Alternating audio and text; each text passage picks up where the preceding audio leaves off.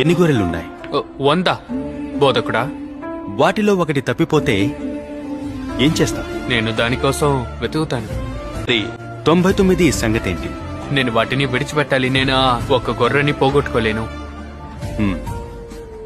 నువ్వు దాన్ని కనుగొంటే నేను దాన్ని నా భుజాల మీద వేసుకుని ఇంటికి తీసుకొస్తాను. బహుశా ఒక చిన్న నాట్యం చేస్తాను.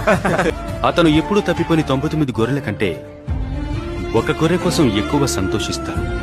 కాబట్టి వీరిలో ఒక్కరు కూడా నశించడం నా తండ్రికి ఇష్టం లేదు.